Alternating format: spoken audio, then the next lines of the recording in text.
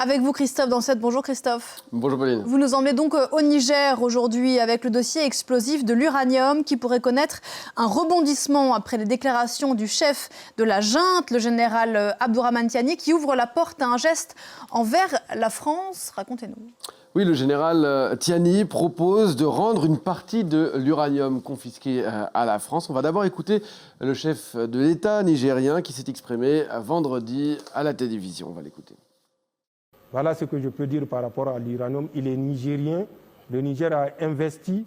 La France a ses 63,4% de 156,231 tonnes. S'ils veulent demain qu'on leur envoie ça, nous payons nous-mêmes le transport pour leur envoyer ça, parce qu'ils étaient là au moment où ça a été produit. Mais tout ce qui a été produit par la suite est nigérien et restera nigérien, Inch'Allah. Voilà, en clair, il propose donc de rendre 63% de un peu plus de 150 tonnes, donc 95 tonnes. Pour comprendre pourquoi il dit ça, il faut revenir un peu en arrière. À la fin des années 60, début des années 70, la France investit massivement au Niger via son groupe nucléaire Areva, qui aujourd'hui s'appelle Orano, un groupe contrôlé à 90% par l'État français. La filiale d'Orano, la société des mines de l'Aïr, la Somaïr, exploite un site dans la ville d'Arlit, ou une ville qui est créée pour l'occasion, qui devient une véritable ville minière en plein désert à partir de 1971.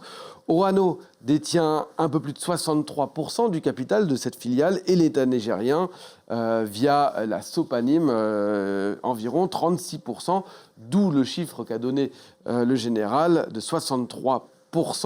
Cet uranium, il est stratégique pour la France parce que le Niger fait partie à ce moment-là de ses 4 principaux fournisseurs avec le Kazakhstan, l'Ouzbékistan et la Namibie pour de l'uranium. Or, quand on possède l'un des plus grands parcs nucléaires du monde, eh bien, on a besoin de combustible.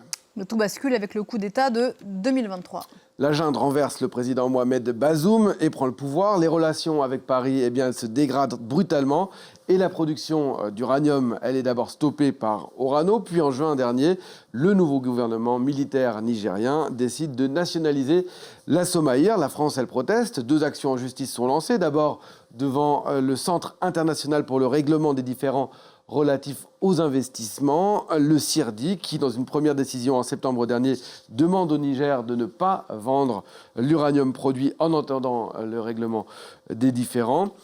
Et puis, en décembre, devant la justice française, avec une plainte pour vol en bande organisée au profit d'une puissance étrangère, Orano évoque alors un stock total de 1500 tonnes d'uranium contesté. En réponse, Niamey annonce vouloir poursuivre Orano pour des décennies de préjudices environnementaux. On voit donc que le bras de fer, il est total. Mais le Niger donc semble avoir du mal, et c'est l'un des problèmes, à exporter l'uranium qu'il a nationalisé. En témoigne c'est la cargaison d'uranium qui est entreposée à l'aéroport international de Niamey depuis un peu plus de 2 mois maintenant, plus de 1000 tonnes. C'est quelque chose de rare et surtout dangereux. La preuve, il y a eu cette attaque autour de l'aéroport il y a quelques semaines. On en voit ici les images. Initialement destinée à la Russie, puisque le Niger a besoin de trouver des nouveaux clients et la Russie en est un client donc appelé à remplacer la France. Sauf que si on regarde une carte du Niger, on voit que le Niger n'a pas d'accès direct à la mer, et donc c'est difficile d'exporter des stocks d'uranium sans un partenariat avec les pays limitrophes. Mais au moment du coup d'État, eh bien, le Niger se brouille avec ses voisins, le Bénin, le Togo.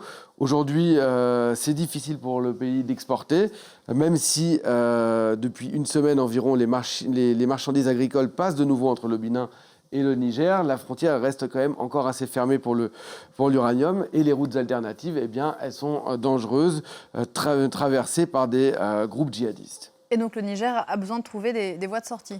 Oui, il est aujourd'hui isolé, l'économie souffre, les recettes manquent, et donc en proposant à la France de récupérer 95 tonnes. Tiani envoie un message, il dit en substance « reprenez ce qui vous appartient et trouvons un arrangement », même si 95 tonnes, ça représente quand même une fraction de ce qui est contesté, c'est à peine 10%, car le vrai enjeu pour Niamey aujourd'hui, c'est de rouvrir les routes d'exportation, ça dépasse complètement l'uranium. Le gouvernement tente aussi de renégocier un certain nombre de contrats pour d'autres ressources, le pétrole par exemple, avec ses partenaires chinois.